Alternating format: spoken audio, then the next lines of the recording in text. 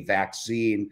There's certain steps in the pharmaceutical world that you have to adhere to, and that's called GMP. So we adhere to the standard of pharmaceutical GMP, which is slightly different, well, tremendously different than the GMP that you would make hemp under, which would be novel foods GMP. So we prescribe to that. We have to prove quality and stability of our products. What we don't have to do is go through the clinical trials. And then, of course, your third category would be recreational, which you very well know in the United States. Okay, thank you for that. That is very helpful in understanding a little bit more of the scope of your business and also the different categories, because I do think in the cannabis world, obviously the words medicinal, medicine, obviously with Epidiolex from a pharmaceutical perspective are words that do get brought up, but I think the industry is expanding at such a rapid pace that it's kind of hard for us to imagine the progression of some of these different tracks of cannabis. And so to kind of peel back the curtain a little bit and go back to maybe a little bit about your background, your journey, like how did you get here to founding Somai, and what is happening in Europe presently, or kind of like leading up to obviously when you founded the company to now presently, that is like setting the stage for this? I know a little bit about cannabis at a international level, but obviously I always love learning from my guests to kind of, you know, tell it from your perspective, since you're actually living it, breathing it, operating in it daily. So kind of what is that like in terms of people having accessibility to cannabis in Europe in general, and specifically, like, why are you in Portugal? Well, I mean, besides the good weather. Yes, of course, besides the good weather. I'm very jealous. I'm in hot, humid Texas. Yes, and quite a nice lifestyle. In Portugal right now is you would call it for sure, if you were counting by volume, would be the epicenter of production for cannabis in Europe today. So it's last year. They exported over 30 tons of product to other European and global countries like Australia or Israel outside. And one of the keys behind the globalization, let's say being able to move cannabis from one country to another, is the pharmaceutical derivation. So being able to say that you have an actual pharmaceutical API, and whether that's the flower, which is dried under GMP standards, and then can be transferred as an API to different countries that accept cannabis flower, or as what we do, we manufacture the plant, we manufacture and extract the biomass and create multiple formulations for multiple indications that people have. So as an example, you know, one thing that we're tackling that, and keep in mind, these are prescribed by doctors, and these are distributed through pharmacies. One thing that we're tackling is arthritis as an example, and proving that through clinical trials that our formulations work for arthritis is one of the many pain indications. Of course, there's many other indications that that our formulations address, but Portugal is the place where they allow you to import, export, distribute, and produce all these cannabinoidal products and get the registrations under the pharmaceutical rules.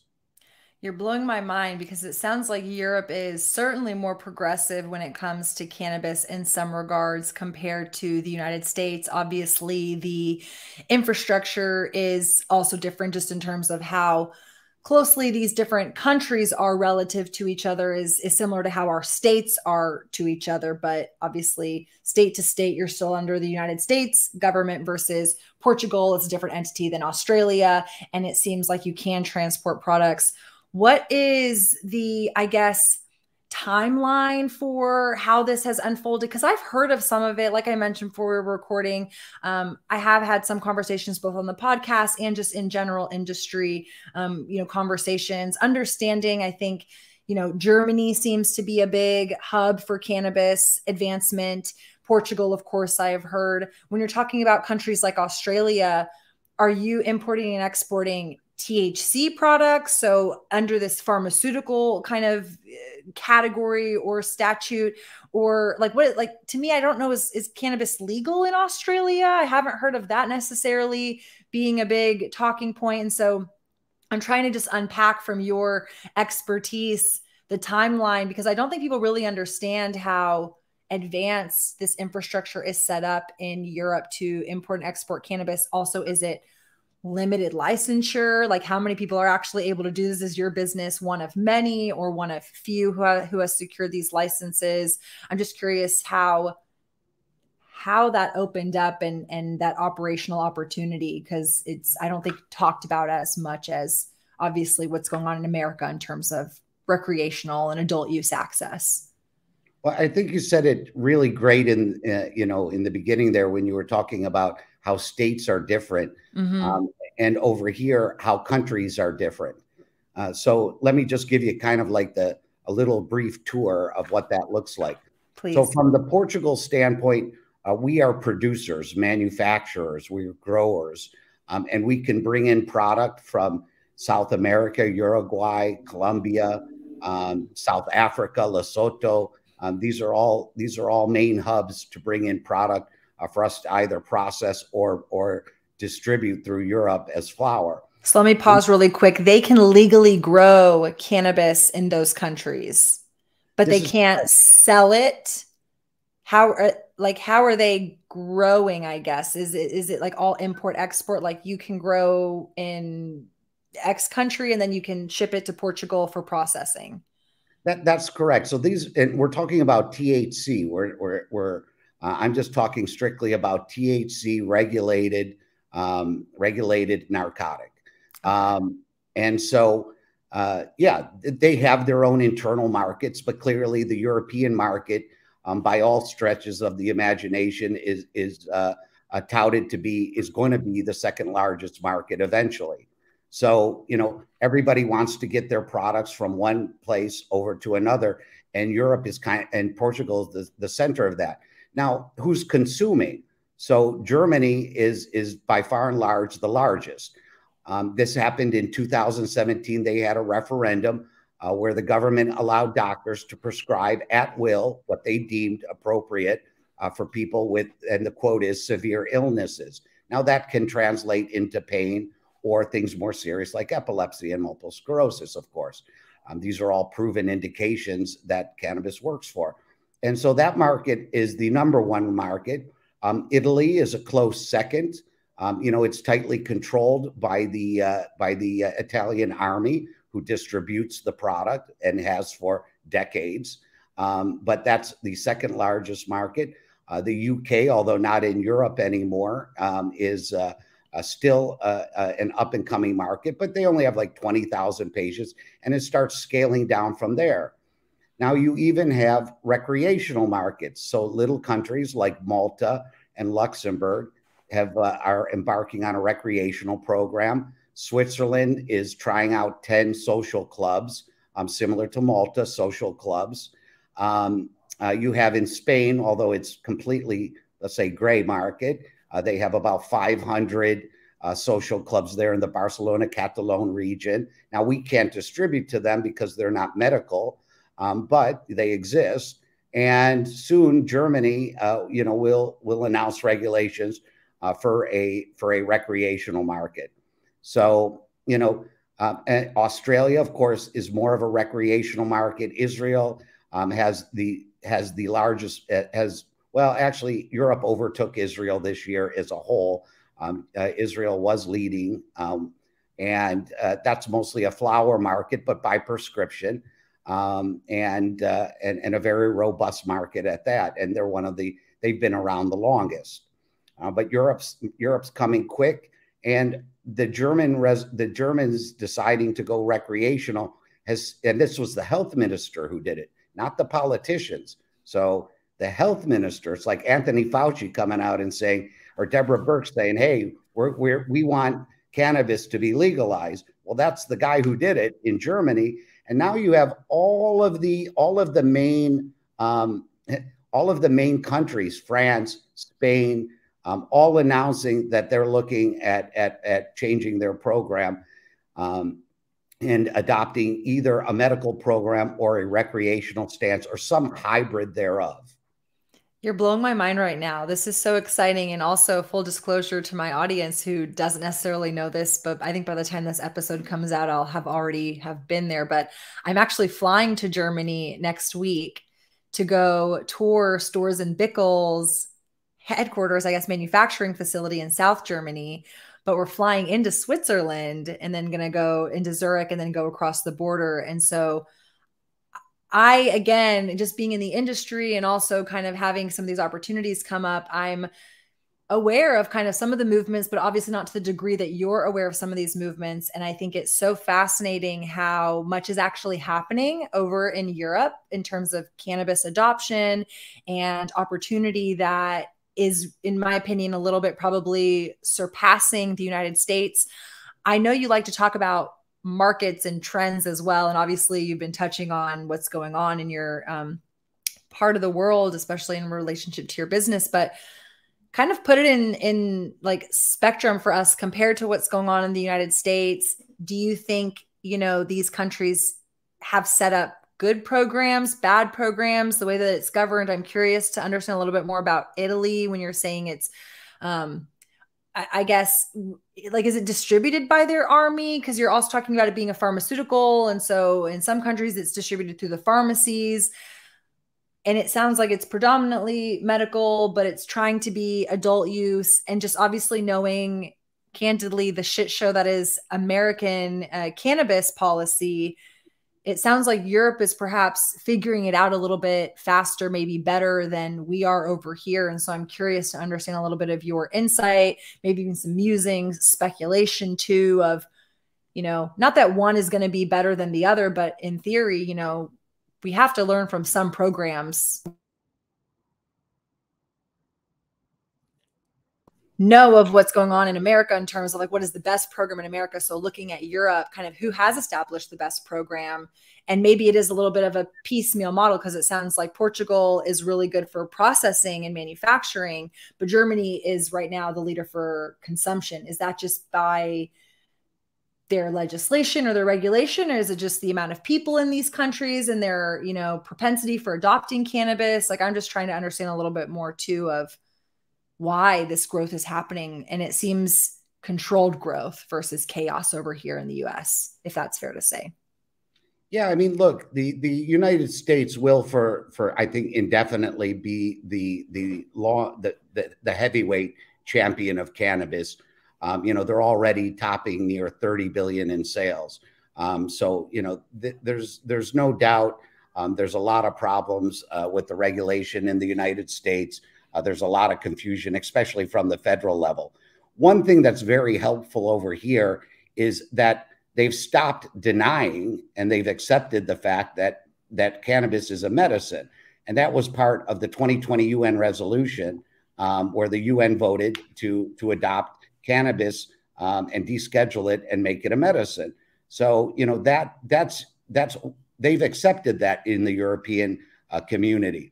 So once you've accepted that, you know, and you look at, okay, the usage, you see that it's being helped, well, then you can develop into better models. Now, Europe has never been, at least many countries in Europe, has never been overly litigious in just about everything. And especially, they're not overly litigious about use of drugs. So like here in Portugal, everything's decriminalized. There is no illegal drugs. Users are treated as they are. Either they're seeking therapy or they have an addiction and they need therapy. So that's generally been the approach in Europe, that, you know, people who have either a drug addiction or the need are seeking one of two roads, and they treat it as such. Now, if you were trying to be a dealer of illegal drugs, that's a whole nother thing. They'll put you under the jail. But, you know, the point is once you've adopted and you've said, okay, we accept this as a medicine, which is something the US has been still denying, which is quite, you know, strange. Now you have the chance to look at the social impacts, you know, of the drugs and also the safety of the drug. So if cannabis is grown with pesticides, well, you're going to develop something in your lungs at some point in time, and most people will cut the corners in the illegal market. Well, these are things that the health ministers are addressing. What is better for the safety of our consumers? Is it better to have a regulated product that we can control? And by the way, we can tax, and is that the better solution? And the health minister says yes. He goes, it's better to accept cannabis on a adult scale level than the alternative. And they're looking at those exact words and saying to themselves, well, let's change our policies. Another thing that they're very interested in is they understand the social aspect. So they see the coffee shops in the Netherlands. They see the clubs in Barcelona. They've accepted that, hey, maybe, Switzerland has accepted that, hey, we're going to do, these clubs. So, at the end of the day, they said they understand there is not just a social aspect to it, but a medicinal aspect, and they want to address all of those concerns. So, that's the development, how you see it, and that's the mindset that they're taking in it. And they move, although they move very slow in politics here, when they see the momentum moving, they move pretty quick, because nobody wants to be the only country that hasn't accepted it. And if I can just drive over to Germany and pick up some cannabis for myself, well, all the surrounding countries are disadvantaged, and they're going to have an issue because their people will drive 30 minutes, 1 hour, 2 hours, whatever it takes to get across the border in order to do it. And so how are you going to address that problem when everybody's producing legally?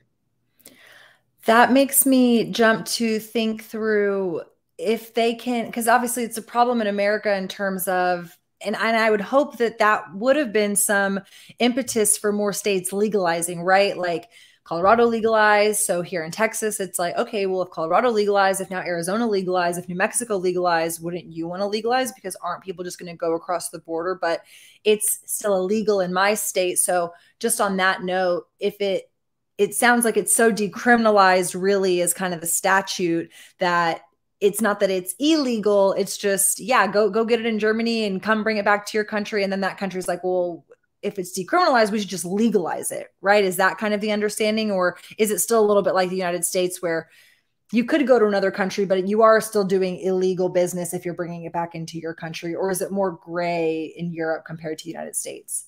Well, it's not gray, but there's no borders. The EU has no borders. So what is, it's not like really enforcing it. Look, there's no police on the roads to give you a speeding ticket. Who's going to pull you over and say, hey, by the way, were you shopping in Germany for cannabis? We want to check. But no, I mean, to be perfectly clear, we're not there yet. That's the mindset that's going through. And they're going to have to address that issue as time goes on. If Germany goes recreational, which is really the leader, it's kind of like New York or Texas or California making a big move, then everybody's going to follow them to some extent. They don't really have the Democrat Republican thing over here, although each country does. They have the, hey, we're a sovereign country, but we're all part of the EU thing, and let's all try to have the equal rules, so that we can address each other's problems equally. Sure. So if the leader says, look, this is how I'm addressing the the issue that I see at hand, well, you can pretty much be sure all the bigger countries will come in line, like France. Portugal's for sure has been addressing it. This is 15 years now. They've brought up the referendum for legalization. And if Germany does, you can be sure Portugal's going to jump, and a few others are going to really move quickly, because there's no reason for them to be disadvantaged if the rules are already set.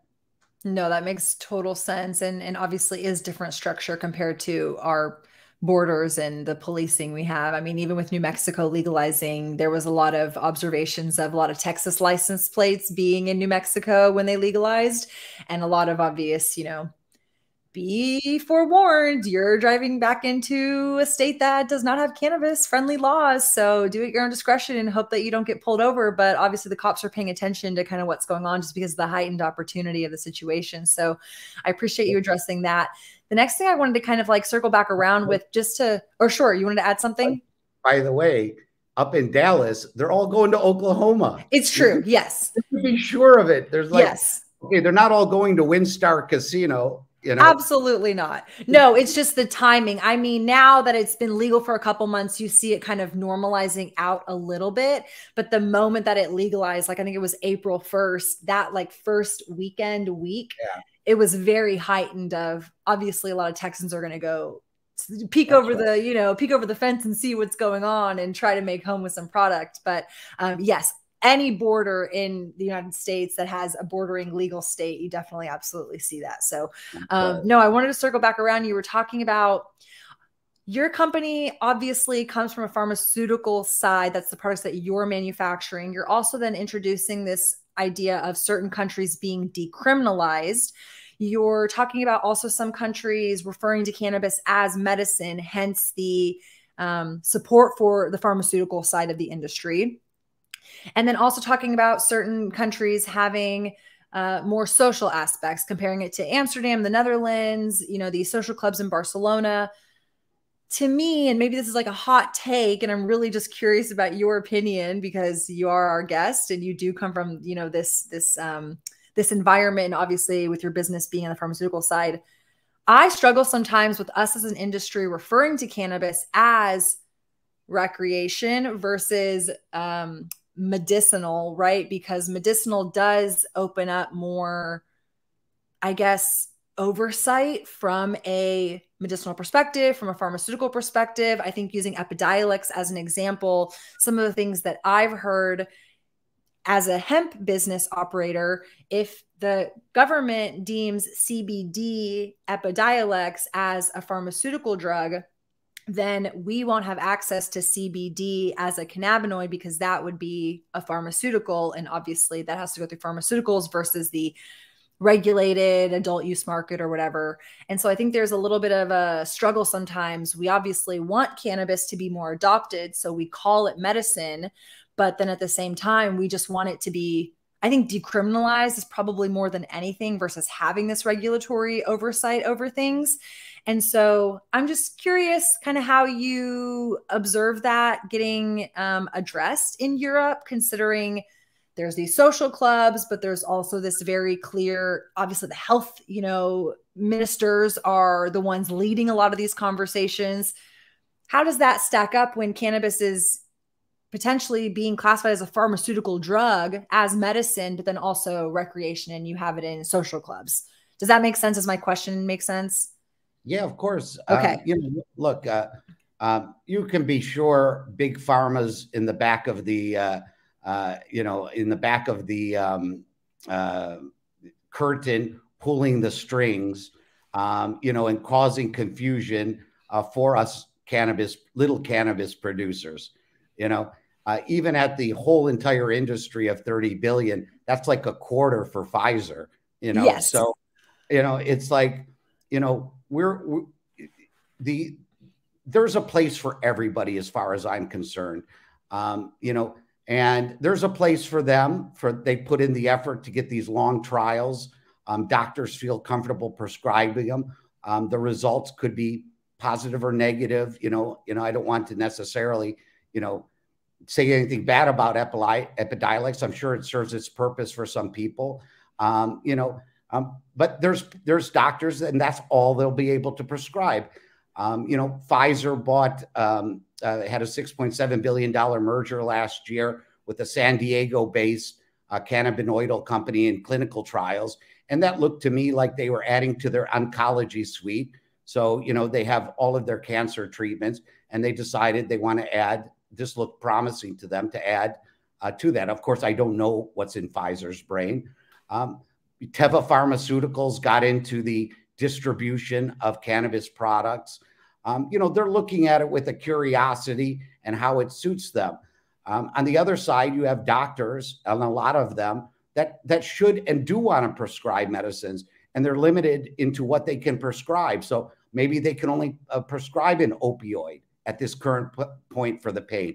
But if there was studies or they had an alternative with cannabis, they could most likely, and this is something we're working on also with another group, is weaning them off the opioids with heavier doses of cannabinoids and then bringing those down over time, bringing the usage down. So if these doctors had alternatives, they would, of course, prescribe it.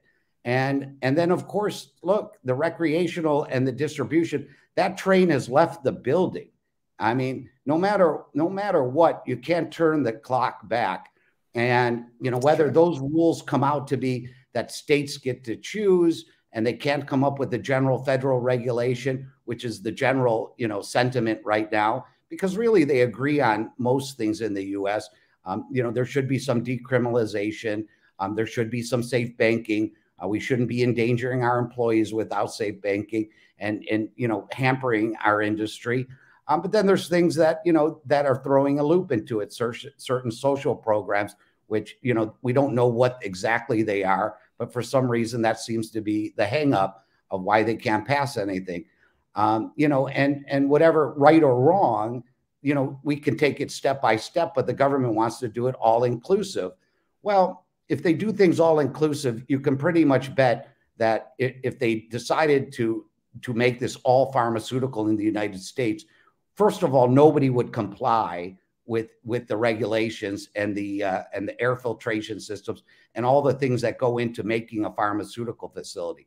We would comply because that's what we had to do from the beginning. But I can tell you from the facilities that I made in the United States, not one single one of them can comply. And there would be nothing I can do except for tear it down and redo it. Now, who wants to destroy a $30 billion industry? So I'd have less worry that the FDA is going to come in and say, okay, CBD, Epidiolex, you're out. Because some doctors need Epidiolex. They need access to that drug, and they should get access to it. And some people can walk to the store and pick it up for themselves and treat the ailment that they're looking for. Now, you bring up a fair point to highlight. I want to reiterate, right, which is through medicine, doctors have access to certain drugs that they can prescribe. And obviously the industry being regulated, but very unregulated, at least in the hemp side, it does open its, business up to bad actors. And so there is a quality assurance issue that the consumer can make a discretion of like, okay, I want to use this product or I want to try that product. But from a medical perspective, having a pharmaceutical grade medicine that these doctors can prescribe actually empowers cannabis, I think, to go into more opportunities for the patient, the person who's looking for cannabis as an opportunity to treat something or aid in the effects of something, than if we just isolate it to the adult use market and don't address the medicinal market. I just unfortunately have heard and I guess have seen and maybe been, fear mongered into thinking, obviously pharma and even big tobacco and all these big industries getting involved in cannabis is bad for us. And I think it's just figuring out how everybody kind of, exists together and plays well with each other and kind of like where these products go and fit in. But you brought up studies, and I think that is a big component of the value of bringing cannabis obviously into the medicinal conversation, the pharmaceutical world, just big medicine in general, is the proof, is the research, which we are lacking here in the United States. And so I'm curious how your company, you mentioned, doing some of these studies, how do you, I guess, approach it? How do you handle that over there? Is it through like a particular entity? Is it through a particular country who's operating the study? Is it through a particular hospital? And what are some of those, I guess, like observations or findings that you are discovering in terms of cannabis actually being applicable from a medicinal perspective? Yeah. So, I mean, like large companies like GW Pharma, and they're not the friend of the CBD industry, but I don't think anybody's going to be able to change it. They spend hundreds of millions of dollars just to come up with, a prescription and be able to say, take this 2 times a day and you're going to be cured, or at least your ailment will be minimized, I should say. The same exact thing we do on a smaller scale. Luckily, as smaller companies, the EU has a lot of programs to help the pharmaceutical industry companies. They want to bring back the industry, and especially Portugal wants to bring back the industry. When they joined the EU, a lot of the pharmaceutical companies left. So one thing that we had an advantage of, like we won the PT 2020, and they gave us millions of euros in order to make our facility and create innovative products. And they also have R&D grants where 70% of the money that we invest into R&D for indications like arthritis, as I said, or chronic pain, which is something we're tackling, but proving out chronic pain, proving out arthritis in a clinical setting with specific formulations, they'll give us 70% back on the dollars that we invest. So they're very supportive of our industry because they believe in more herbal remedies. Whereas the US FDA more thinks of synthetics. They want single molecule, purified elements. They want CBD made from biocatalysis. They don't want CBD made from a hemp plant and then, isolated, in somebody's garage, so to speak. They want a biocatalysis machine that's going to, bombard these with chemicals and create a synthetic molecule, right?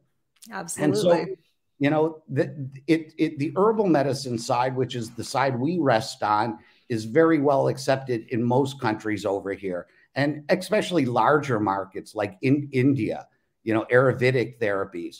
So when we come up with a distillate and there's 80%, THC or TAC with CBD, and the other 20% is, a variety of terpenes and other cannabinoids, well, they love that. They say, this is great. This is a medicine. And they treat it as such. They don't want the purified elements and single elements. They want full spectrum, and they want those medicines derived from full spectrum cannabis extract. So, it's a different world, and it would be a hybrid of what's going on in the United States.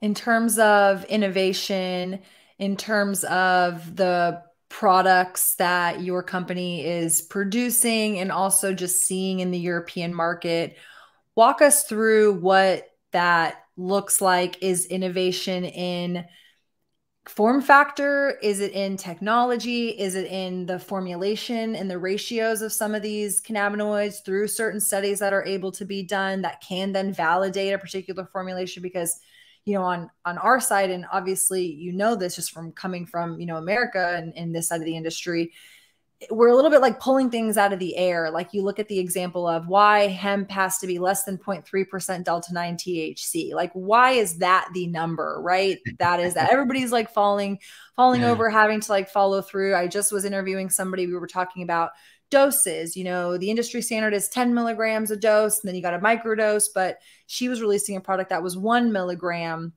THC to another ratio of other cannabinoids. So when you're talking about innovation, what does innovation mean to you? What does innovation mean to your business, to your market? And like, just what is accessible for you to kind of navigate through? I'm also curious on the cultivation side, obviously certain strains, genetics work better, different geographies, or in different parts of geography. And so I'm trying to understand, do you have a plethora of genetics that you're operating from? Is it a little bit more like, no, we're working with a couple, and to your point of, maybe India as an example, they like the, the rawness of the plant, of like, however it's kind of grown, like, yeah, that sounds good. We get this percentage THC, and everything else that comes, naturally in the plant is good. Or are you really starting to fine tune a certain strains, certain phenotypes, certain genetics that produce perhaps, like obviously in America, we're dealing with not just CBD, but CBG, CBN, THCV. Do you see those cannabinoids also coming over into products that you are manufacturing and offering and seeing in the market? So big question, but really want to understand what you guys are producing and what is accessible, and what does innovation mean to your business and to really, European cannabis consumption.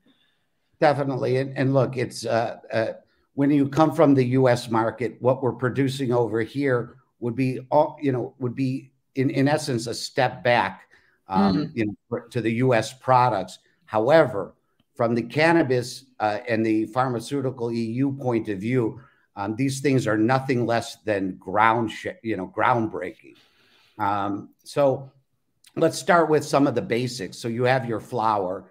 That's still, predominantly the largest market, but it's also a registered pharmaceutical API. Then you have your next product, which would be an extract, which would be more like your RSO, a very basic RSO to start, and that's very well accepted in the market. It's actually called dronabinol because it's purified THC. And then you go to a drops, so little sensors drops, and that's the most popular form right now. And there's multiple mixtures from 10 milligrams per dose of THC and 10 mgs per dose of CBD, to a high CBD to a low CBD. And then you have our products, which come in different forms. Like we have sprays, which nobody has, transdermals, sublingual tabs, and soft gel caps. So innovation lies in the delivery device, but also innovation lies in the fast absorption or making more bioavailability. Something that's standard to us in the United States is completely avant-garde over here. Currently, the current extracts are MCT oil based products in the market.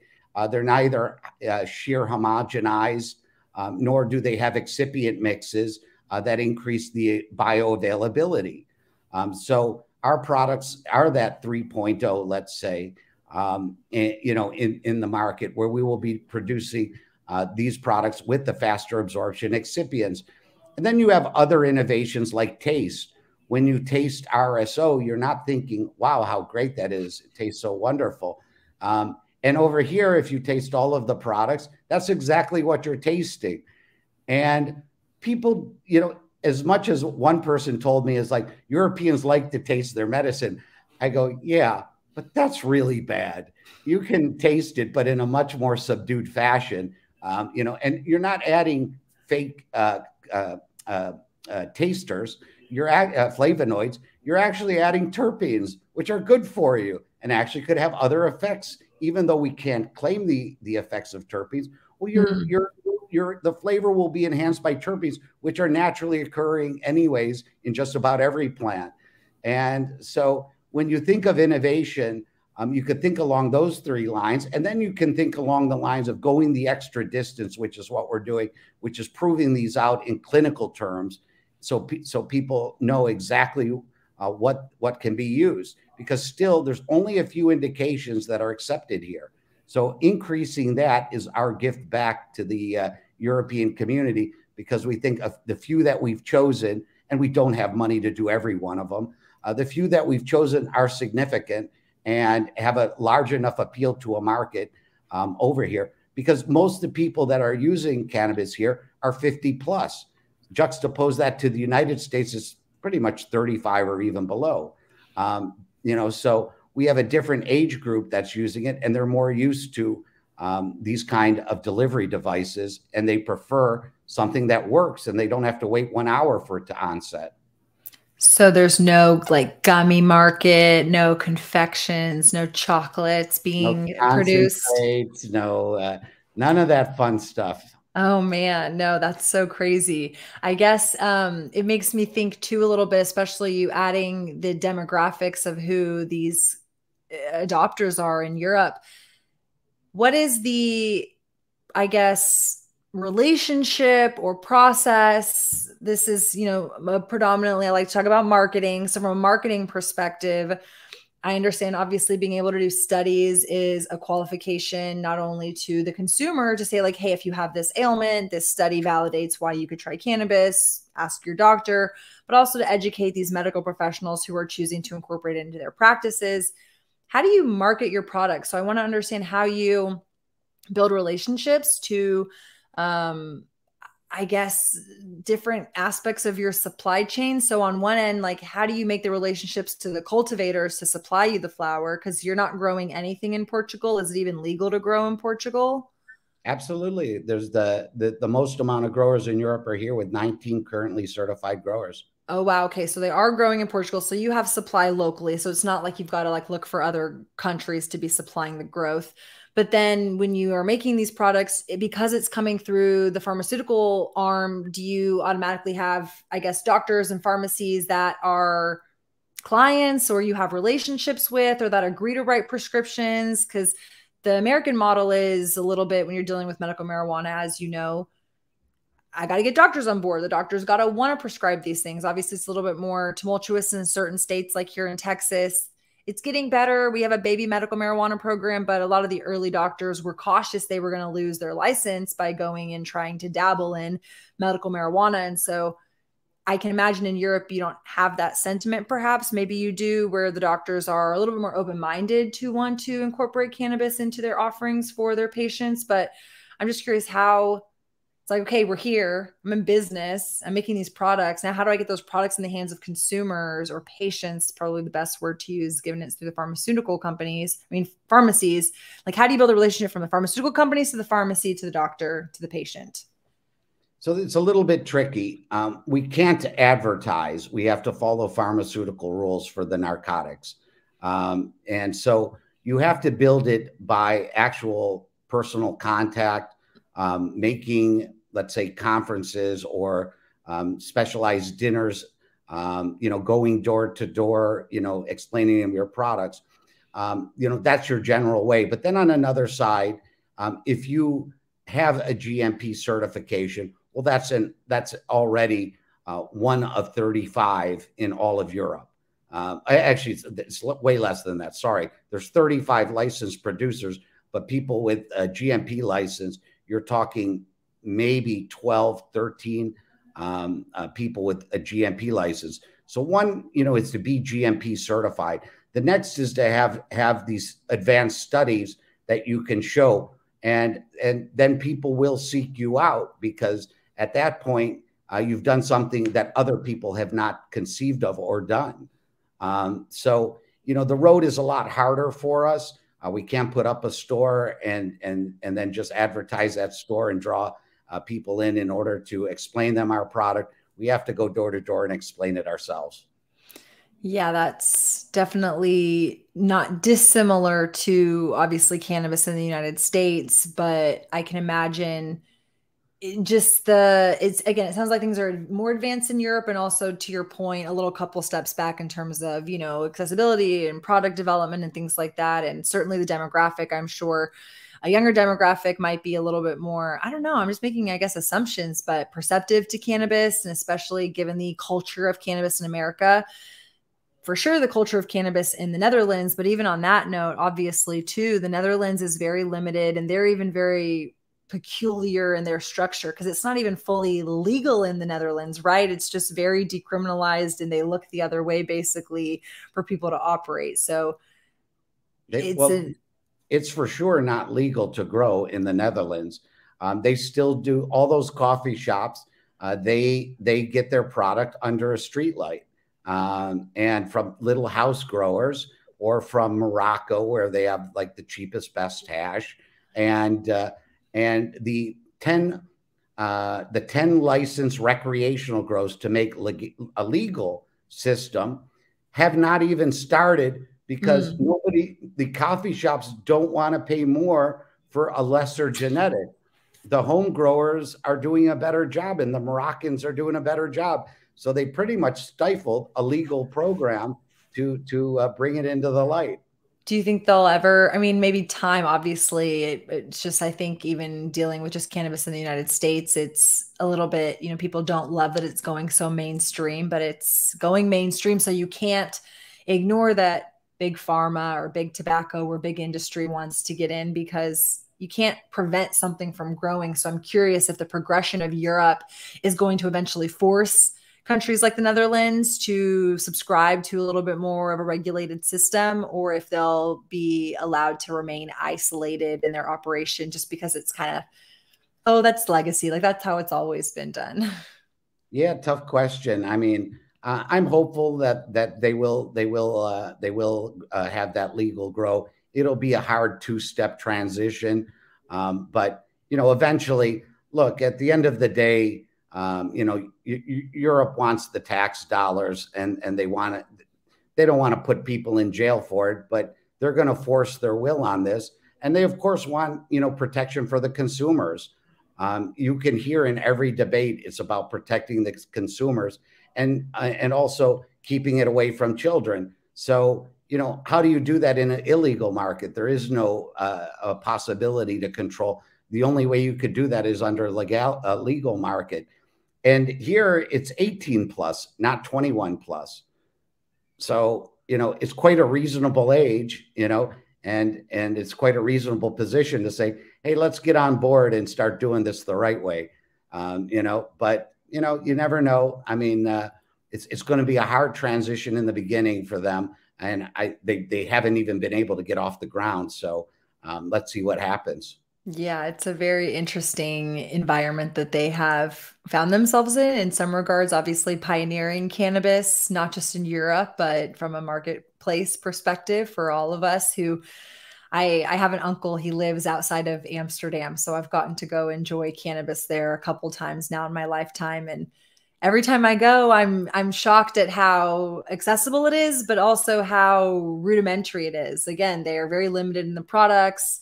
It's, we sell flour this way and that way, and we got one, hash brownie you can have, and that's it. And if you don't want it, sorry about it. I couldn't tell you how much is in it and how much dose, per bite it is. So just like go forward, go have fun.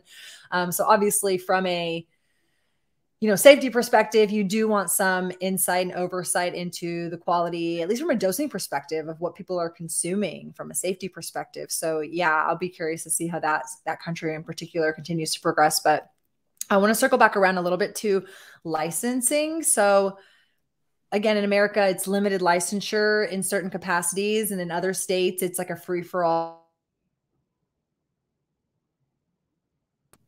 I'm just curious what the opportunities are in Europe because everything is kind of so open. Is it a little bit like, hey, if you have the capital and you have the idea, you can go operate? You're also mentioning, like 35 licenses. So there is some sort of limited availability. Is it based on funds, or is it based on accessibility to licensing? And what are the licenses available? Is it you can grow and you can manufacture and you can, turn it into products and process? Or is it a little bit more blanket? Like, yep, you can be a cannabis operator, and whatever you decide to do with your license, you can do it. Is it limited? Is it accessible? Is it very expensive? I think to get a medical marijuana license in Texas, the last quote was $400,000 that you had to pay every 2 years. And that's just for your license, obviously not including operating fees and other things. So I'm just curious to get a little bit of a grasp on what the opportunity to actually secure a license in Europe looks like presently. Right. Well, I mean, licenses aren't bought or traded over here. Well, they could be traded. That's not true. But for instance, the Netherlands, 10 licenses were issued, and it was done in a lottery. And most of those people did not have experience.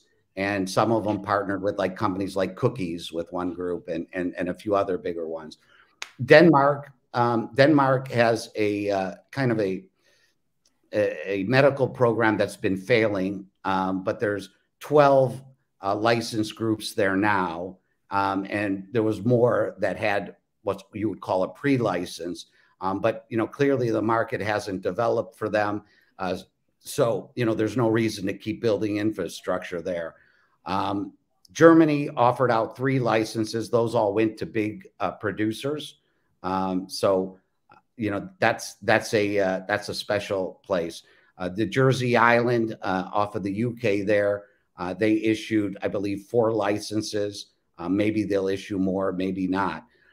Portugal has more of an open licensing, so it's more like in Oregon, where there were 19 licensed facilities currently with over 100 pre-applications. Wow. Spain has, I think, 2 or 3 growers, but they don't allow processing. And just to back up, Portugal allows manufacturing and processing. The Netherlands is pure grow. Denmark is grow and processing, similar to Germany, grow and processing. Then you have Greece, which is just an export market because they have 500 patients in the whole country. There's only one facility open now, quite a large one, Technoalum. And then they have, I believe, 100 plus pre-licenses. but the market wasn't there, so nobody invested into that market. Malta's quite small. There's a few license sets there.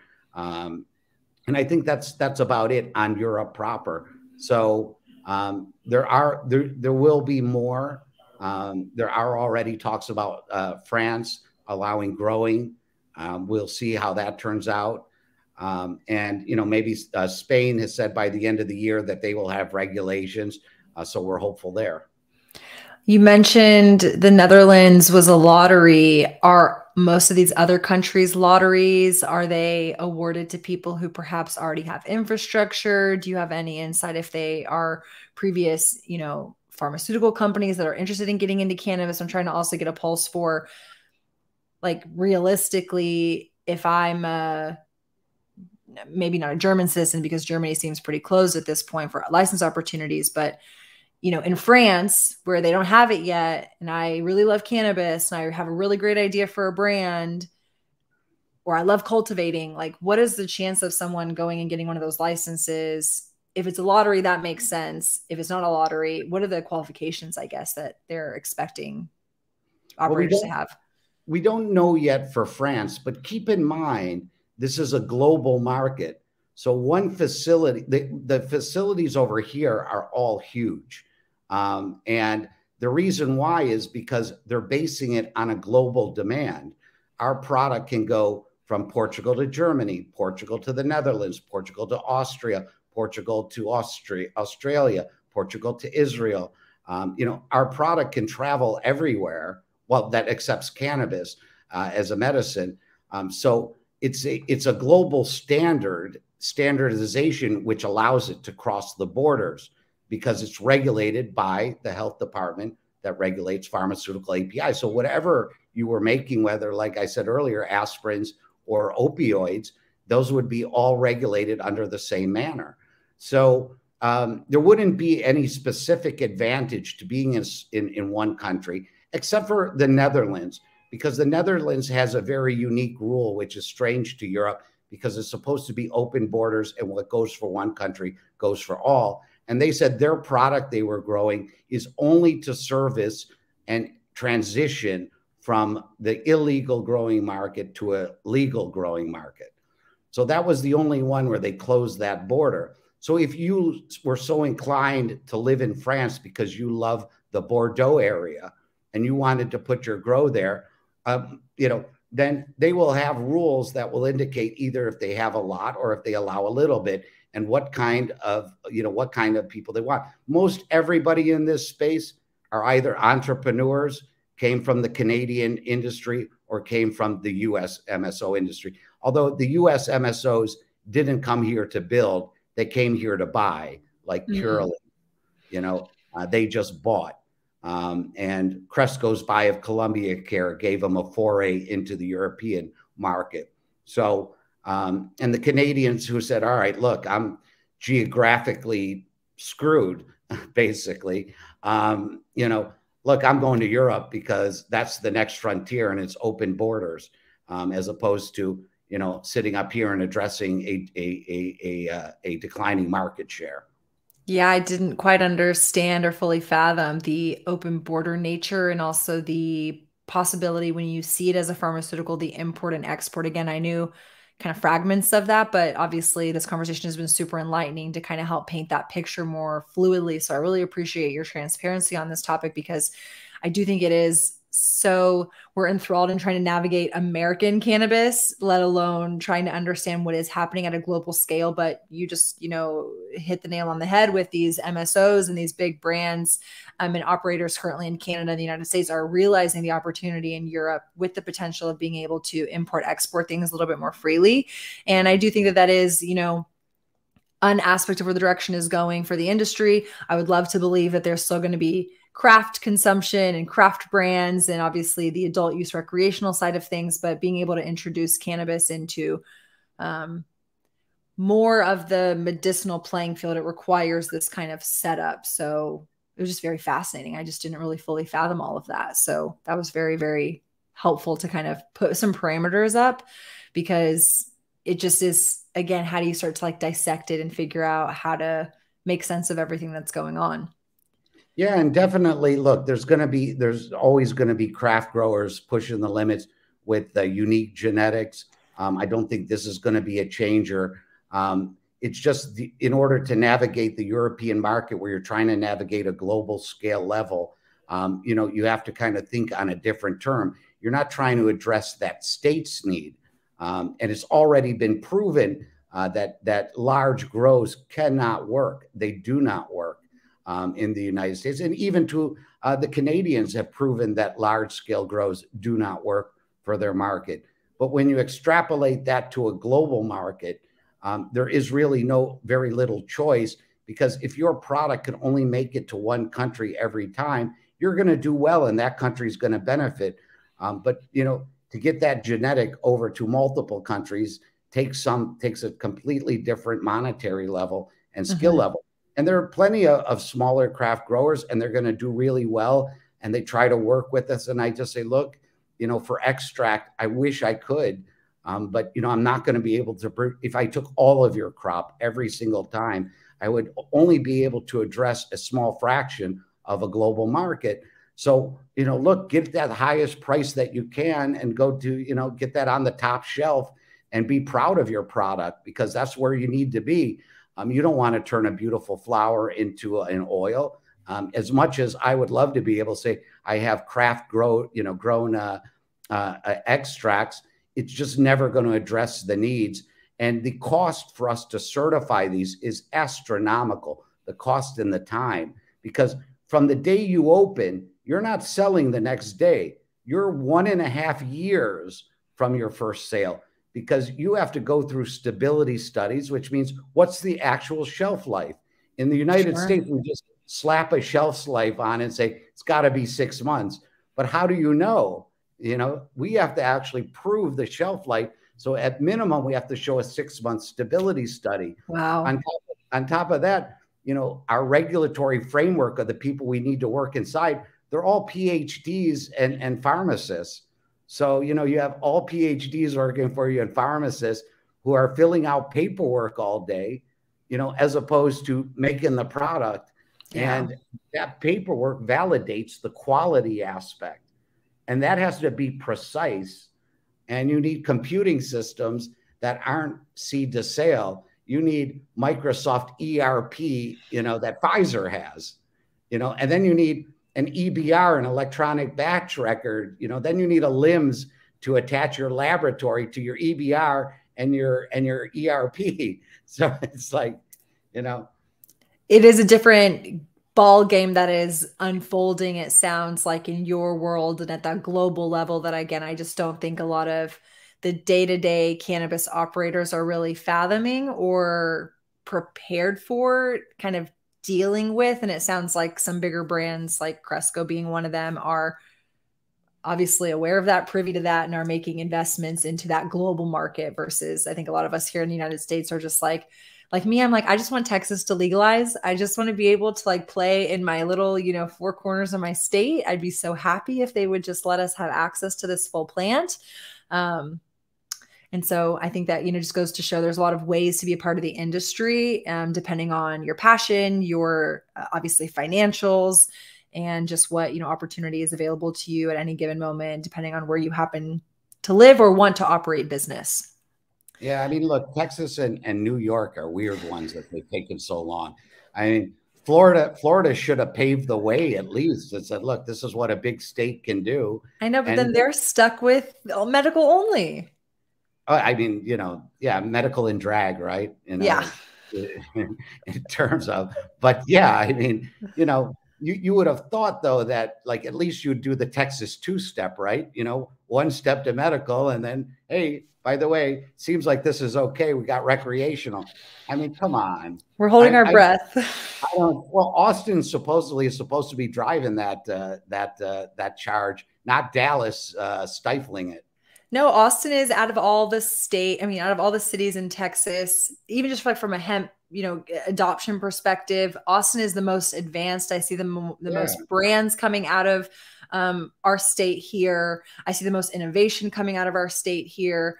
But yes, unfortunately, Texas is still trying to open up their medical program, and their medical program is so limited. They've only got 3 licenses operating. 2 licenses are actually, I shouldn't say operating. There's 3 license holders in possession. 2 are operating. The 3rd license holder, I think, is just holding on. I hear they're about to sell because they obviously are losing money by just sitting on a license in some regards. And we don't know if they're going to open up more licenses, what that's going to look like in the state. But my projection is they've got to get medical to a better position. And right now, medical is so confined. So you might know this about Texas, you might not. The 2 license holders who are operating are South Austin. And let's say you are in Dallas or, you know, in my opinion, worst case in the Panhandle, which is much farther from Austin. That medicine can't leave their facility and go to your hands over 24-hour period. And so obviously there's like 8 or 7 hours where people are sleeping. So in reality, you only have, you know, 12, 14 hours to get the product actually from your facility to the patient's hand before that product has to come back to the facility in South Austin. So with them both being in South Austin, the state's very big. So that product really only has, you know, 24-hour time period before it expires and has to come back to the facility. One of the license holders is addressing it because they set up essentially like an infrastructure in Houston. So that gives them another outpost to be able to do their distribution, but they're handcuffed right now. So that program is not moving very fast, that they're hoping obviously to get better permissions this next year's legislative session. And I think they're going to ask for this and get this. And so it's like, to me, you're not even going to see medical until this gets, you know, a little bit broader adopted. And so that's a little bit of, you know, the game that we're here navigating and trying to play, not to mention the advancement in the involvement of, you know, chemically derived cannabinoids, and you're talking about it from a pharmaceutical perspective. Obviously, yes, people want to isolate these cannabinoids out. They want to be able to reproduce them at scale. They want to be able to reproduce them with some sort of quality assurance and consistency. That's being introduced to cannabis, but then the word synthetic is getting thrown around. People don't like synthetics. They don't want synthetics in their body. And it's like, well, you realize that's what pharmaceuticals are. Those are synthetic made compounds. Okay, well, in cannabis, now you have hemp opening up this whole, you know, can of worms where we're selling CBN, CBG, THCV. Now you've got psychotropics, Delta-8, HHC, hemp-derived Delta-9. Now I have hemp-derived Delta-9. Why do I even need legalization? In Texas, medical is capped at 0.1%. I'm capped at 0.03%. My medical in Texas can't make flower sales.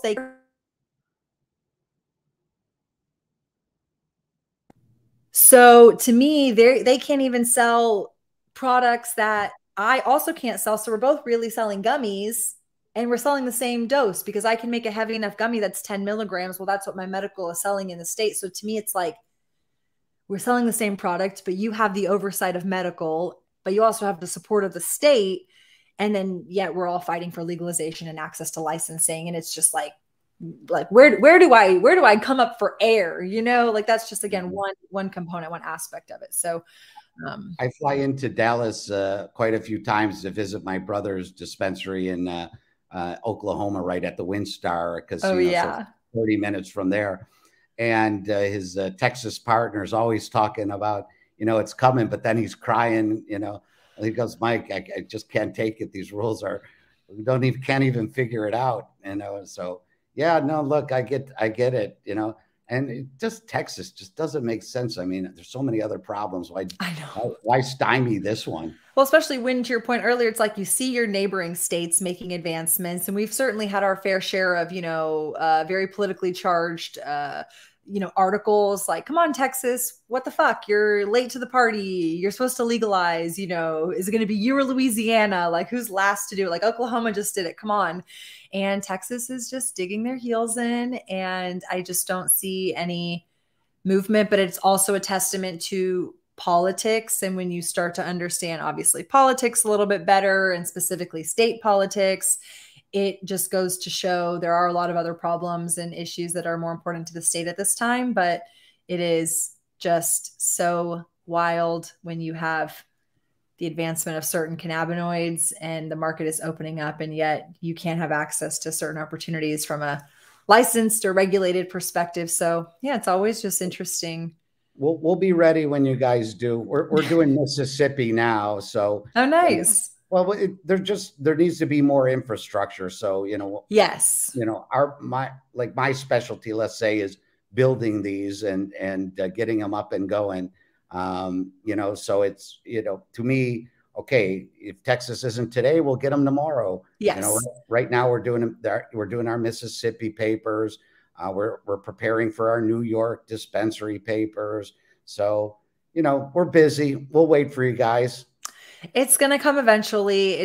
I think for local operators, it's like, how long do you wait and what actual influence can you have? And so I'm realizing it's not coming tomorrow and it's not coming next year. You know what I mean? So somebody's influencing the negative side. Somebody's got their thumb on it. That's the one you got to get out of the way.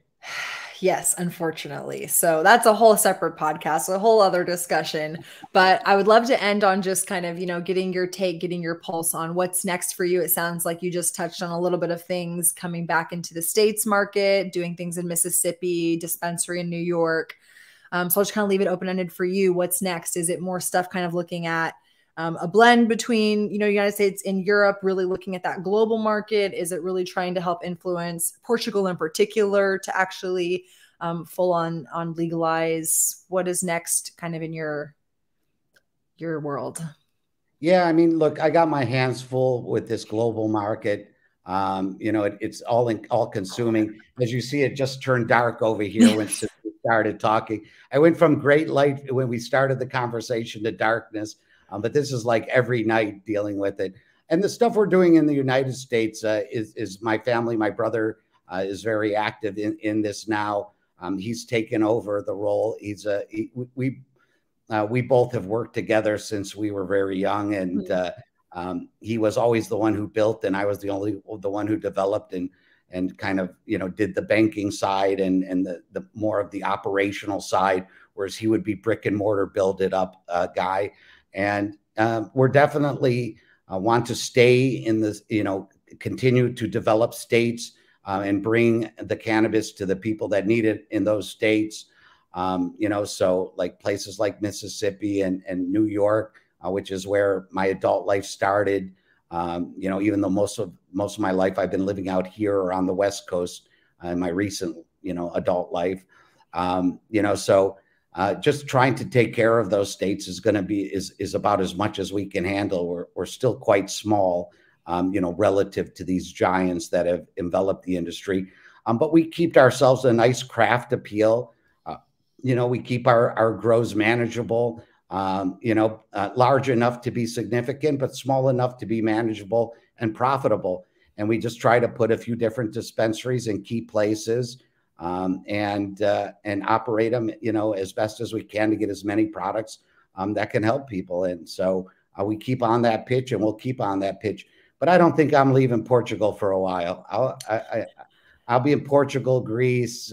You can catch me in any country. Everybody thinks it's a wonderful life, and I keep explaining to people I'm working. I can understand that for sure to some extent, although I've not been to Portugal yet. So I would love to make a visit sometime, maybe catch you over there, get some coffee and enjoy some cannabis. But very, very informative discussion. I personally, sometimes I'm like, sorry, listeners, like, I don't care what value you get because I got so much value. So I think that's all that really matters sometimes, selfishly as the host. But I know people listening got so much value from that. Again, it's just so unknown what's going on over there. So it's really great and grateful to be able to connect with you and learn about your business and just about what's going on in Europe. And you're just so knowledgeable. And I just thank you for your time, for staying up maybe late. I don't even know what time it is in Portugal, but the sun was setting like you were saying. So thanks for hanging out a little bit later with us on the podcast today. I really appreciate it. No, I really enjoyed it. And please let us take you out. If you come over here, we'll give you a tour of the facility, and we'll be happy to host you over here. It was a real pleasure being with you, and I really enjoyed it. Thank you so much.